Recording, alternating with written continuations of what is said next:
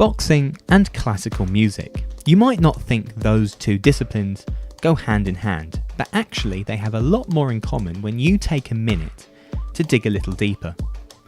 This episode's guest, Hannah Rankin, is the walking, talking example of that. The Scottish boxer earns her living as a professional bassoonist. She also happens to be quite good at punching people inside a ring. Since becoming a professional boxer in 2018, it's 6 victories in 9 bouts for Hannah, with a particular highlight being her victory that earned her the WBC Silver Super Middleweight title.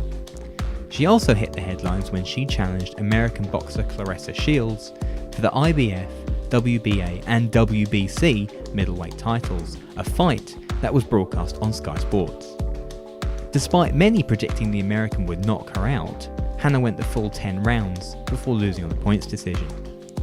In this interview, Hannah's infectious personality instantly comes across, but there are a wide range of talking points here.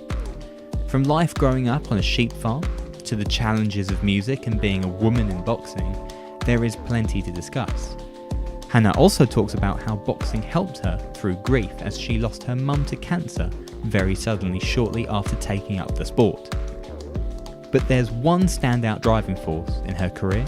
The 28-year-old is utterly determined to be Scotland's first world champion, and when we sat down for this interview back in February, she promised there would be a big announcement very soon.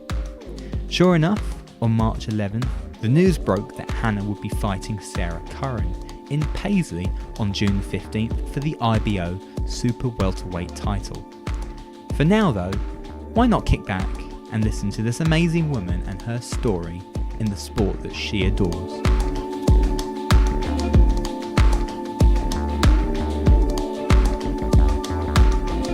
Welcome everyone to our latest feature interview on the podcast. Today I'm joined by a Scottish boxer with big aspirations. It's a very big welcome to the show to Hannah Rankin. Hello, nice to meet you. Thank you so much for coming on and taking the time out to have a sit down with us today. How is life at the moment? It's, thanks very much for having me on the show. Life is really busy at the moment. There's lots of things going on. Music and boxing, actually. My quintet's been quite busy recently, so I've been doing quite a lot of concerts with live music now. A new group that I'm working with, which works in care homes and in schools, so that's been keeping me busy. Boxing, just about to go back into camp. Some exciting news coming soon, so watch this space. Can't say much more, but exciting times. We always like it when people say watch this space. That means there's big plans coming There's big plans coming. Personally, I'm obviously very looking forward to this chat because we've obviously had boxers on before, but you're definitely the first classical musician we've had on before. Great. Fantastic. We'll touch on all of that a bit more later, but I'll start off with the village of Luss in Scotland, which is where you're from, and also sheep farming. Yeah. So when people ask you about life growing up in Luss, how do you describe it to people? Because rural, I think, is probably the best summary we can get. Rural is maybe an understatement. It is the middle of nowhere. I live at the top of Glen Luss, so on a sheep farm there. It's a hill farm, so it's quite remote. There's not a lot of people there, but it was an idyllic childhood, really, definitely. I wouldn't want for anything else, really. As a kid, if you've got all the space to roam in that you could ever possibly want and make as much noise as possible, I mean, what else could you ever need? But like I was saying to you earlier, being a teenager there wasn't so cool. You couldn't just go hang out with your friends. You had to get a lift with your parents all the time, so that was stressful. But when you're an adult now, you look forward to going back, and I love to get back at Christmas, from London and from the hustle and bustle. It's really noisy here, so to go home and just have peace and quiet and still, it's really nice. Luss is a tiny village, very popular in the summer. Lots of people come there, tourists. It's really, really beautiful. It's on the banks of Loch Lomond. It's one of the most beautiful places in Scotland. I went to school there, my primary school. It was tiny. There was 27 kids in the whole school. I was the only one in my year for like 4 years. So it was definitely like almost one-on-one. But it was a fantastic way to grow up. And me and my 2 sisters went there. So it was a real sort of family feel to primary school. I can imagine. Growing up in that environment, is there anything you maybe took from it that you still use, was instilled in you back then that you still use today? And growing up on a farm, you're kind of it's a hard job. You've got to work hard, and as every summer as a kid, like all the way through primary school, I was out working on the farm with my parents. It's a busy time of year. We're shearing sheep, lots of fleeces to be rolled, so I wasn't going on holiday in the summer. I was rolling fleeces and working with sheep. But yeah, it was great, and I think that sort of work ethic from my parents as well has been instilled in me, and I've carried it through to all of my jobs and right now into my boxing career as well. So yeah, I'm quite focused when it comes to things like that. Well, that brings me perfectly on to the next question. Yeah. How big a role did your parents play? I really admire my parents. They encouraged me and my two sisters to be really independent. They were very keen that we all decide, we wanted to do what we wanted to do, and we weren't encouraged to do one thing or not the other. I took part in combat sports as a kid. My mom let us do taekwondo, but then I was encouraged with my music as well. So yeah, no, it was great. And both my younger sisters have gone into farming, actually, and I'm kind of here, excuse the joke, but I'm the black sheep of the family. I went into music now into boxing. So yeah, they've been a really important part in my upbringing, and yeah, I can't thank them enough, really. So we'll turn on to music then, since you've touched on it now. Where does that love of music come from? Well, I was always... my granddad is a music teacher, and my mum and her two sisters, they all played musical instruments, and my mum encouraged us from a really young age. She was great. She played the piano, the cello and the French horn, and there was always music in my house from when I was a kid. We used to sing a lot at Christmas, and I played the flute at the time, and my sisters played the violin, the cello, so we all used to play together. It was really nice, and yeah, that's where my love of it comes from. And my mum encouraged me a lot when I got older, and really supported me when I went to music college. So yeah, no, it's really from my mum, really, that it comes from. Yeah. What does music give you then? Because I imagine there's obviously the joy side of it, but maybe the discipline side of it as well, when you've got to learn an instrument in the first place. Yeah, I mean, so what people don't realise is that when you go to conservatoire to study, you're looking at minimum 4 hours personal practice a day, so you spend a lot of time with yourself in a practice room to get to the top levels of where you want to be, and to really perform to the best of your ability. So it's really helped develop my discipline for sure. So it does drive my coach a little bit mad. He's has to kick me out the gym because I'm always in there working on things, and I find it hard to just to switch off for a little bit. But he said he'd rather have somebody that was desperate to learn and always working on things than not. So it's a good thing. Exactly. And I mean, you certainly had the talent. You mentioned the conservatoire there, and also the Royal Academy of Music you trained at down here in London. Yeah, no, it was a fantastic experience to study at the Conservatoire in Scotland. Obviously my home city in Glasgow. It's a great city, and it's a great place to be a student, actually. So yeah, I had a great 4 years there, and then I decided to move to London to do my masters at the Royal Academy of Music, and I've stayed here ever since. There's a lot of great ensembles to work with in London, and fantastic other musicians to work with. So the sort of the availability of work is more than it is at home in Scotland, and I love it down here in London. So yeah. Right, because that is essentially your work. You're sort of a musician for hire for orchestras and other ensembles. So I freelance. So if any orchestra needs a bassoon or a contrabassoon, and they haven't got a performer for it, they'll phone, and I'll be like, yeah, I'm free, or no, I'm not free, sort of thing. I perform with my wind quintet, the Coriolis Quintet. We do concerts in and around London. Sometimes with schools and care homes, and other times for lunchtime concerts and things. But yeah, I do that, and I also teach music to kids as well, so it keeps me busy. It's my main sort of job when I'm not boxing. Certainly keeps you busy. Yeah. Why the bassoon over any other instrument? So I started on the flute when I was younger, and I had just done my grade 7. I was going to do my grade 8, and an old lady donated a bassoon to my school at the time, and I saw it come into the school, and I thought, that's cool, what's that? And a lot of people play the flute, it's very popular, and I'm definitely one to always go down the different route, so I was like, I want to play that, and I fell in love with it, and it was just the perfect instrument for me. So it was a couple of years later, and I was off to Conservatoire to do it, so it was a definite click for me. also it's really low and plays the bass lines, and yeah, that appealed to me. It was cool. It's another example of you being the black sheep again. Yeah, just be a bit odd. Yeah.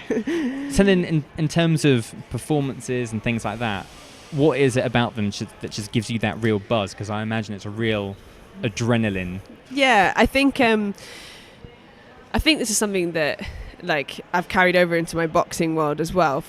So for me, performing is quite a big part of my life, you know, and there is definitely an excitement and adrenaline performing as a big ensemble like an orchestra, for example. You know, you can be on stage and you can be anywhere in the world, and I've performed in some amazing places, I've performed with some amazing people and orchestras, and it's that sort of buzz that like all 120 of you are totally nailing it at the same time, and you're creating this amazing music, and you can hear a pin drop in the audience, and yeah, it's so exciting, and you kind of push the limits of like the speeds and how quiet it's going to go, and you really create like a sort of a magical experience for people.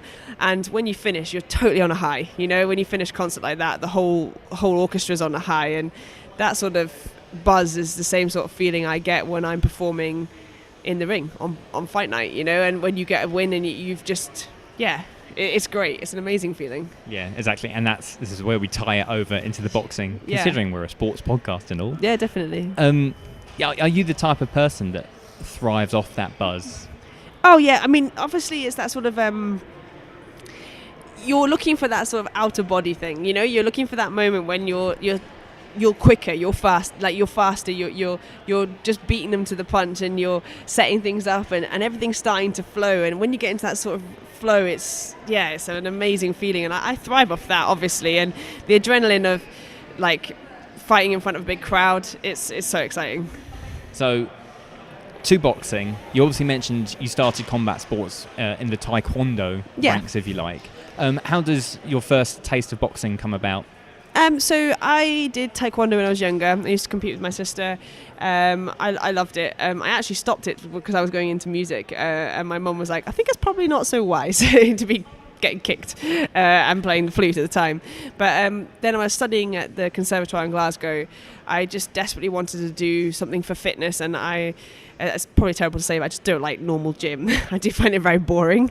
So I went and found it was a circuit class with Muay Thai up at the Grip House, and so it was called Fight Camp, and you did a couple of days doing Thai boxing and then a couple of days doing circuit training. So it was the right kind of thing that kept me really entertained, and I've always loved combat sports, so it was great. And then when I moved to London, I continued doing Thai. Then I met my coach Noel Callan and Derek Williams, Sweet D Williams, and they got me into boxing, and I fell in love with it. So since then, I've just been sticking with it. When you tell people, obviously you've got the classical music side, but there's the boxing side as well, do they ever just look at you and think, how on earth do those two go hand in hand? Yeah, I get the whole real confused faces a lot. Because I imagine there's a lot more similarities than people first realise. Like we were talking about performing, it is all about performing, and at the end of the day, if you like to perform, then these two things go very well together. It is very disciplined. You've got to really work on your focus and practice a lot. So these two things go really well together, and it just so happens I enjoy playing an instrument and punching other people. So they go well together. Yeah, exactly. Being a woman in a sport that I suppose you would always traditionally categorise as the male-dominated sports, was that ever an issue for you growing up, or were you instantly accepted? So for me, like as I said, my mum and dad encouraged me to do whatever I wanted to do. So it was never a question of,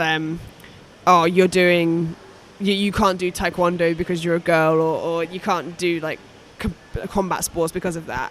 And when I decided because I was doing white collar boxing, that's how I kind of got into it. So I was doing boxing for fitness, and then I did some white collar fights, and then I wanted to take it to the next level. And the options were go down the amateur route or go down the professional route, and I wanted to stay with my coach, and so I went down the professional route. But my dad and my fiance have always been so supportive, and it's really important to have their support. And my coach at the time said, you've got to ask your dad. I'm not being sexist or anything, but your dad and Mike are the people who are going to be, they're ones watching you in the ring, and you need their support. And because boxing is a hard sport if you don't have the support of the people around you. And they've always been like really encouraging and said to me, you know, obviously, Hannah, you're going to do what you want to do and we're going to support you in it, whatever happens. So, yeah. Exactly, yeah. Not had any problems with that. I mean, general public-wise, I definitely had some interesting responses from other musicians. Some of them were really like, that's amazing, you know, it's great. We can totally see the link in with music as well. It's so focused, and to be at an elite level in music or sport is similar sort of mind stuff for them, you know. Whereas some people are like, oh, you shouldn't do that, you're going to damage your fingers, you're going to hurt yourself, it could affect your music career. And then the general, oh, women shouldn't be boxing, it's not for women, which is very tedious and boring. We live in the 21st century, so. But then I quite like that reaction then, because it's almost like, you know, we've passed that stage. Yeah. I'm not going to entertain people who sit there and say that women shouldn't be boxing when there's so many of us out there like showing that women are just as technically as good and just as exciting to watch. I mean, you can't stand there and tell me you don't want to watch Katie Taylor box. She's insane, you know, and she's someone that I look up to. Cecilia Brackhouse, you know, these are people who are out there like striving to showcase female boxing and really help bring it up. And if you're not interested in that, then I don't see why you'd just be interested in male boxing, because we're all just as good, you know, so we work just as hard. Yeah, exactly. I wanted to touch on that maybe love of boxing as well, and that the power of sport aspect, because I think I read shortly after you started the whole boxing journey, your mum obviously fell ill with cancer and then passed away relatively quickly after that. Yeah. And you've spoken before in the past about how boxing essentially helped you deal with that, cope with that. I mean, what was that like to be around, but also how's the sport and having something to focus on helped you through it? So, actually, when my mum was sick, it was a really quick, she passed away 6 months after the diagnosis, so it was extremely quick, and it was rather a shock to the whole family. We were not expecting anything like that to have happened, and she just got diagnosed, and 6 months later she passed away, and it was a horrible time. But during that time, she didn't want me to come away from my studies, and my dad had said to me, you know, like go to the gym, kind of like do some fitness, it'll help you clear your head. You know, it's hard to deal with things like this, but like, you know, if you go to the gym, and you know, it might help. And I really got into my boxing, and I really focused on that. It was the one thing that I could work so hard at that by the end of it I was so tired I couldn't think of anything else. And that was that brief moment of time during that horrible time where I wasn't really miserable. That's the escapism side of it, that side of it, and also just having people around me teaching me new things, keeping me constantly active.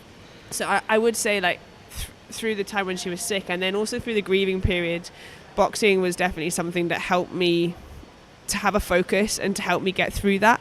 And I definitely think it was a major part in me helping to being able to grieve properly and also get through it. Yeah, and mend your mind, I suppose. Yeah. Does that experience maybe form that closer link with you and the sport?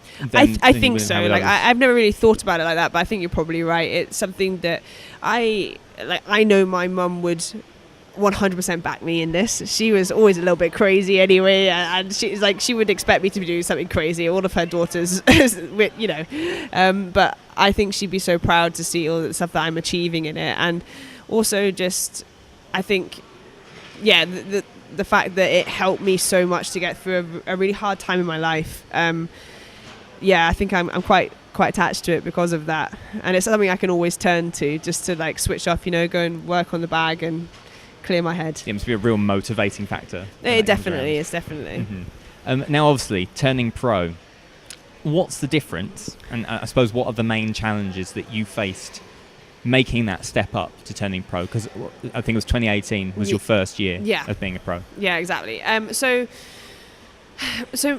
wanting to go professional, because I hadn't gone down the amateur route, I hadn't got any amateur accolades, I hadn't trained for for very long as a boxer, and I'd done it from the white collar thing. There was the initial sort of concern that I wouldn't have enough experience. So when I went for my license with the board, I would had to show who I'd been sparring with in the lead up to that. So I mean, my coach isn't daft, and I had quite a lot of experience before that. So I've been training with Kelly Morgan, who at the time was a WBC silver middleweight champion. I've been training with Michaela Lauren, who's now 6 times world champion. So yeah, I've been in with some top people, and I've been experiencing quite a lot of things. And I feel that definitely helped me to get my license. And also, you have to do an assessment. They come and watch you box, and they were like, oh, there's no question, you can have a license, sort of thing. So I think that really drove me to work super hard. And I'm definitely someone who, if you're going to do something, I want to put 150 million% into it. So yeah, no, that was a whole experience in itself doing that. I was so nervous as well. I was so nervous for the interview. I was nervous for I think I was at the same time as Josh Kelly when he got his license as well. Yeah, a lot of us were in the same room together, and I could definitely tell we felt like we were getting grilled. It was like one of those awful exam days at school. But no, it was really good. And yeah, no, I think that's been an interesting part of it, turning over, and then getting the fights together. So my debut took forever to organise, because like there were so many dropouts and things that just weren't coming together. And actually in the end I ended up fighting the European number 7 on my debut, because I was so fed up with having had so many dropouts of opponents and dates having to be changed. And she'd said yes, and I was like, I'll take it, I don't really care. I'll take it, I don't care who it is. And that could have been a bit foolhardy, but as Noel says, either I was gonna do it or I wasn't going to do it, and it was pretty much a good indicator of what I was going to be like from then on. I've never had a really easy fight, shall we say. So yeah, no, I've always been learning on the job, and that's how I kind of always put it. When that debut comes around, yeah, how do you handle that first date? Oh, there's so many things. I was so nervous, I was so excited, but it was a really exciting day, actually. There's lots of stuff to go on. I've been kept pretty calm the whole time. Noel's very good at that. We have routines for how I relax beforehand and how I try and focus on what I need to achieve and things. And these have definitely been refined over the 2 years now I've been a pro. And I like to have routines and plans and things. So, but by the time I got there, I was so a jangling bunch of nerves. And it was great to have all my family and friends there and things. So, yeah, no, it was an exciting day. I can imagine. And when we had a brief chat before we started recording about the funding side of things. Yes. And how you've got to think of all these exterior factors, be it travel, be it accommodation and things like that. Oh, yeah. I mean, how much of a challenge is it? Because it's not simply about getting your technique right or getting your mind right on the day. So to actually fight on the day, there's a lot of things that have to be in place. Obviously, you've had a really busy training camp, you've worked hard, you've got your sparring, maybe you've had to pay for sparring opponents, you have to get your diet right, your nutrition, and also like your supplements as well. That's all expensive things. Of course all your kit, and then when you fight you have all your fight gear as well, so that costs itself. But then before that even happens, before you even get to fight night, you have to pay for your opponent. You have to pay for your opponent's team, fly them over. Because I don't have a full-time promoter. So my team, we cover the cost of my opponent's purse, her and her team's flights and accommodation to get here. And then obviously their food whilst they're here. Then on top of that, you usually pay on average £1,000 to the house to box on a show. So you have to pay that £1,000 before you can even box on that show. Then on top of that, you have to sell a certain number of tickets. If you don't sell a certain number of tickets, you can't fight. So once you've factored in all of these things, then you might potentially get to box. So I think these are things that people don't realise, and the cost. And if you're fighting for a belt, for example, you've got to pay sanctioning fees, you've got to pay for extra judges and officials. These people all have to be paid for.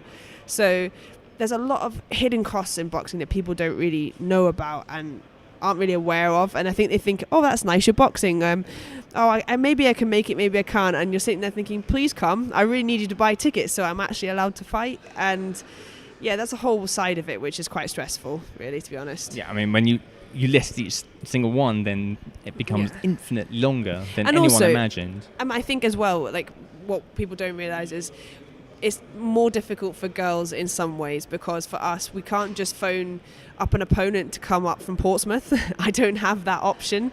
In the UK, there's not that many of us. as much. There's so many boys, whereas there's not many girls. So most of our opponents come from abroad, and so therefore you've automatically got to pay the flights, whereas you can't just pay for a train ticket. You're paying for a flight, and you don't know where they're coming from, and then their team as well. So there's 2 or 3 of them coming. You know, and that's, let's say, 3 flights for your first fight from Hungary or something. that adds up, you know. So, yeah, that's a bit frustrating for us. But there are more girls getting into sport, thankfully, in the UK. So, hopefully, we're going to have a larger amount of us. Exactly, and we always like to see positive change and more participation. Since I turned pro, I think when I turned pro, there was 15 of us. So there's now like 27 or something like that. Something roughly around that. So, that's a massive increase in 2 years. Exactly. So it's always nice to see where it goes in the next 2 years and so on. Speaking of belts. Oh, yes. I'll turn on now to June 2018, where I've written it down so I say it right. You won the WBC Silver Super Middleweight title. Middleweight title. I did say that, didn't I? Yeah. Super middleweight title, yes. It was. I was meant to be fighting for the super welterweight title, but because my opponent fell through last minute, we had to get another opponent, and she could only fight at middle. So we ended up fighting for the WBC middleweight title, and that was one of the best nights ever. I had an amazing time. I was going to say, is that maybe the night that's arguably cemented your status a little bit and maybe shot you into prominence? Yeah, definitely. I mean, it was just such a great night. I was fighting for it was 10 rounds for this WBC silver title, and I think everybody wants to have a green belt. The WBC, their belts are beautiful, and I mean, I would like take any title, but the WBC one is obviously arguably a lot of people's favourites. And I was fighting Sanna Turunen from Finland, 10 rounds, and it was a 10-round war. It was a great fight. I won every single round. And to win that title at home in Scotland was amazing. It was just one of the best nights ever. You still have dreams about that? Yeah, night? I do. I mean, there's a cracking picture as well of you on the train wearing the belt. Oh yeah, no. So the amazing thing was I got on, and one of the guards, the ticket collectors, big boxing fan, and he was so excited about it. They put us up to first class on the train back down to London. He was just like, "Oh, can I get a photo?" And we'll move you up to first class. And I was just so proud. It was great. How often does that belt come out? It comes out when people want to see it at talks and things like that, and I keep it at home. I have it, and I still got the hand wraps from the fight. So, it's one of my proudest moments, I think. Oh, I rightly so as well. We're obviously here now in February 2019, and your record is 6 victories in 9 bouts. Yes. Hope I've got that right. Otherwise, that's correct. Embarrassing. Most recently, you earned a points victory over Eva Bajic. Again, I hope I'm saying that right. In Glasgow last month. It was about 3-4 weeks ago now. I imagine the bout before that one as well in November against IBF, WBA and WBC middleweight champion Claressa Shields was maybe one of your most high profile bouts. Yeah, so I decided to take I'm definitely of the opinion that as a fighter you should fight. And I think a lot of people are too scared to take big risks and opportunities out there. As far as I'm concerned, I want to become a world champion. So I was offered the opportunity to go and fight for the unified middleweight championship of the world against Claressa Shields in America. And I was like, I'm taking the fight. So many people had turned her down. So many people said that they didn't want to fight her.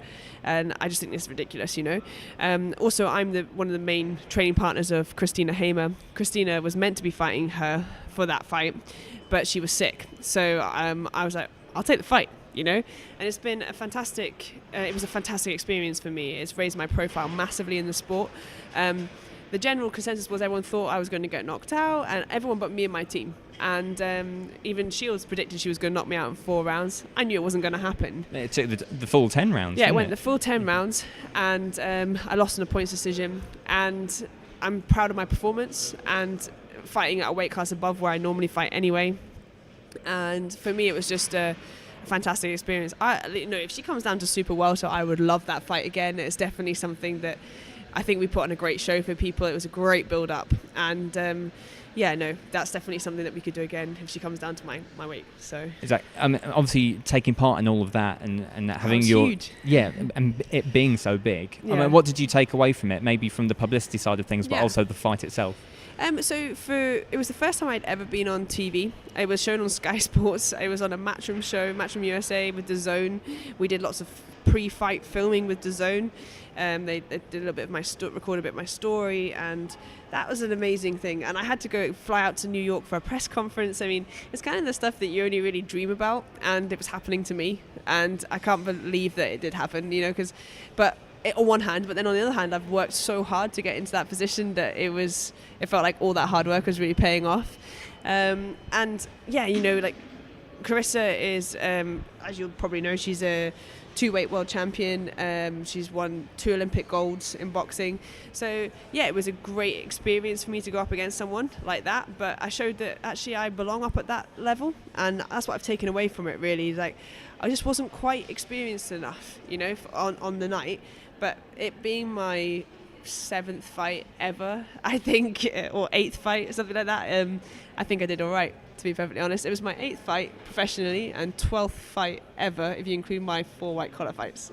Is there anything then that you put into place or put into action last month in your fight that you maybe didn't put into action the fight before? Everything I learned from that fight with Claressa, I've taken away, and me and my coach are not people to kind of sit around, so we're always working on new stuff, constantly building on things, and so we took stuff that we took from that fight, we worked on, and we put it into practice in the next fight against Eva. So yeah, I can really see a real development in myself, and I'm looking forward to getting in there again to show the next step up and the things that we've been working on from the last fight.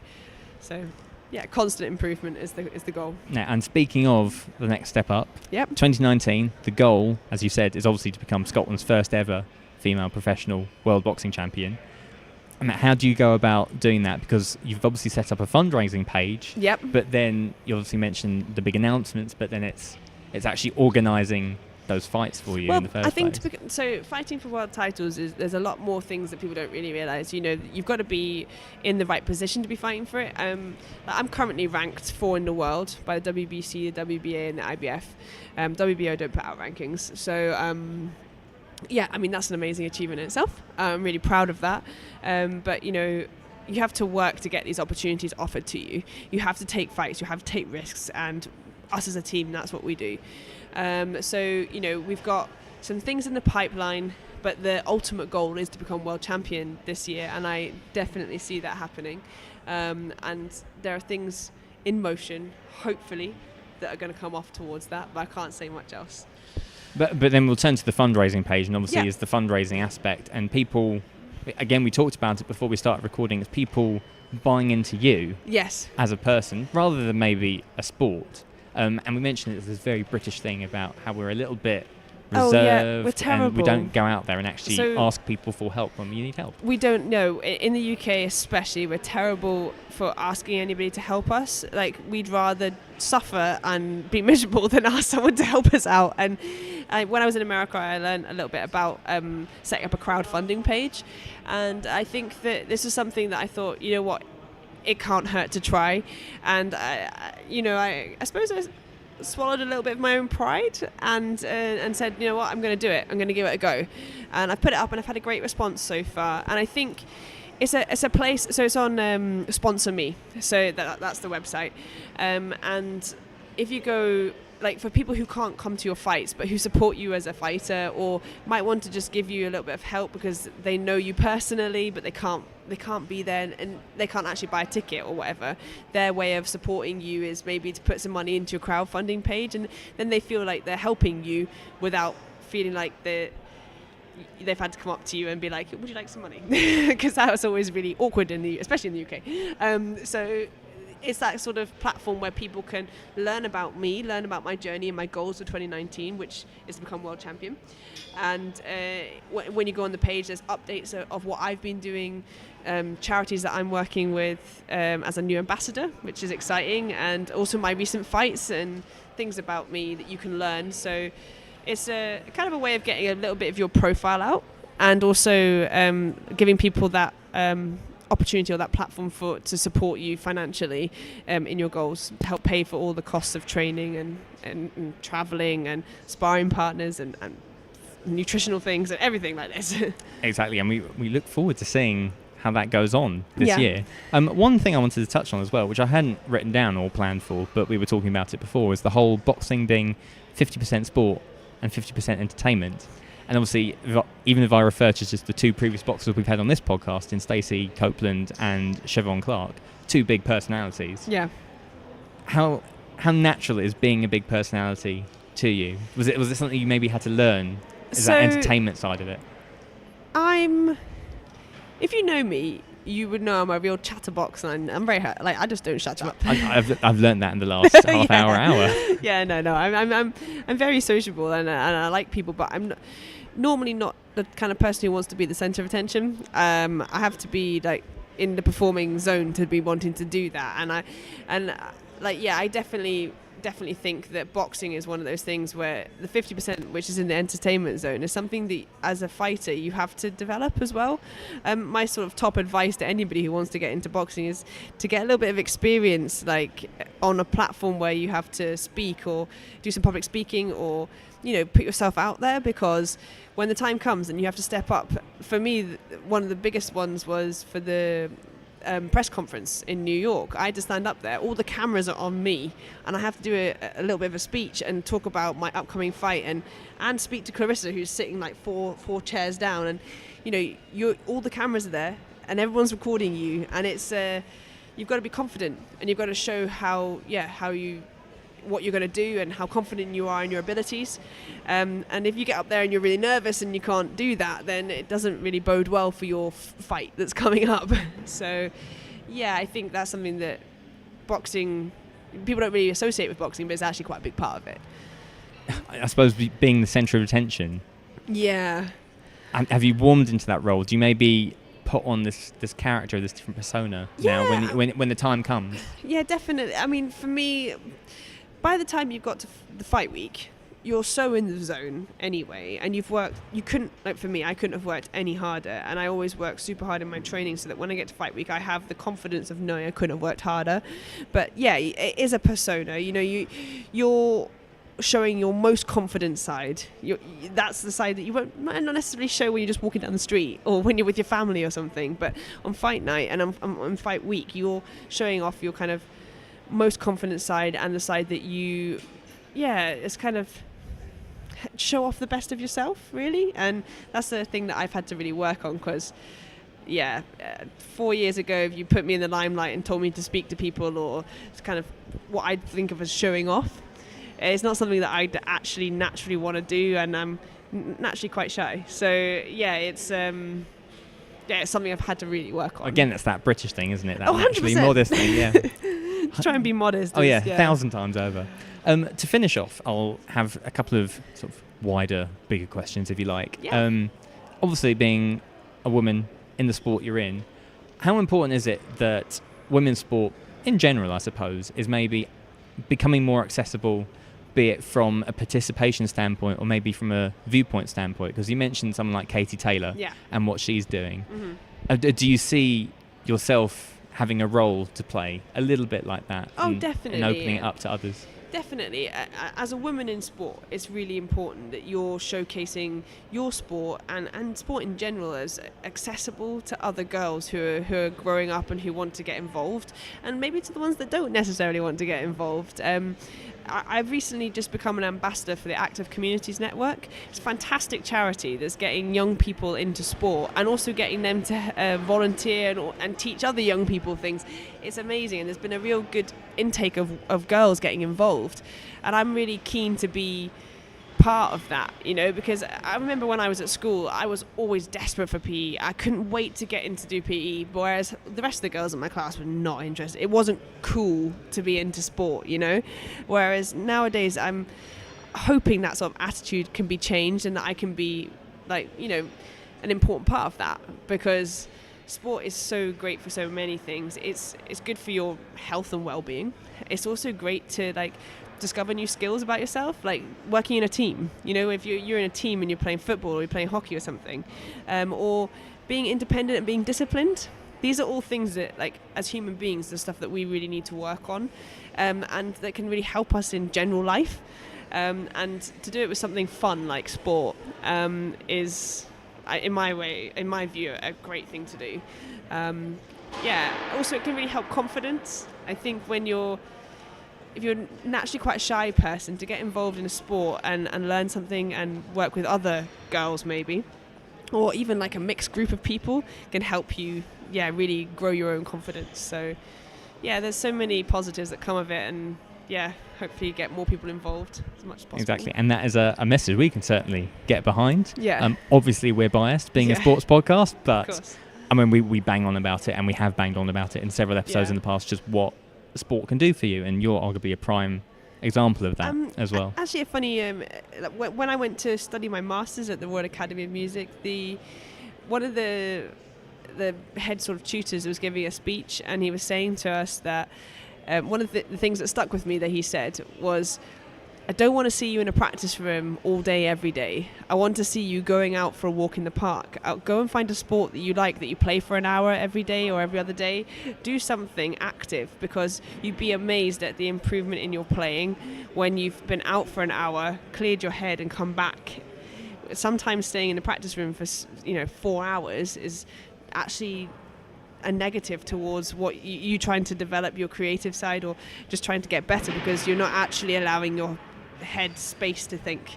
So get involved in a sport and get active, and that stuck with me, and it definitely helped me when I was studying. So if it can help me when I'm studying at uni, it can definitely help kids who are in primary school and secondary school who are sitting in maths thinking, I don't love maths, but they've got to come. Then they've got sport afterwards. It might help them to be more creative and get involved.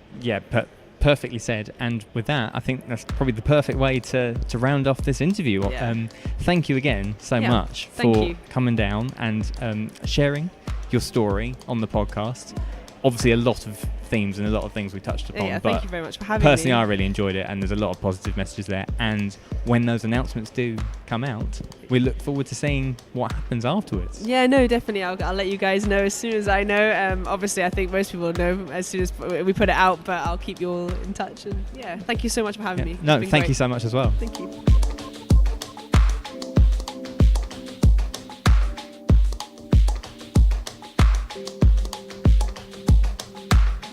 A big thank you to Hannah for taking the time out to sit down with me and record that interview. I certainly enjoyed conducting it, and we hope everyone out there enjoyed the episode. So here is to that big fight on June the 15th. Also, lots of thanks to Will for holding the fort, hosting the podcast in my absence while I was away on my holidays, as we've had some top quality special episodes recently. As always, listeners, if you enjoy what we do, please spread the word. Give us a rating on Apple Podcasts and get involved on social media. We are on Instagram, Twitter, and on Facebook, and all of our handles are SportSpiel Pod. You can also email us whatever is on your mind to our email address, sportspielpod@gmail.com. That's it from me on this special episode, and we will next be returning on March the 31st for what should be a full-length episode, the first we've done for quite a while now. As ever, listeners, thank you so much for tuning into the podcast, and we will see you very soon.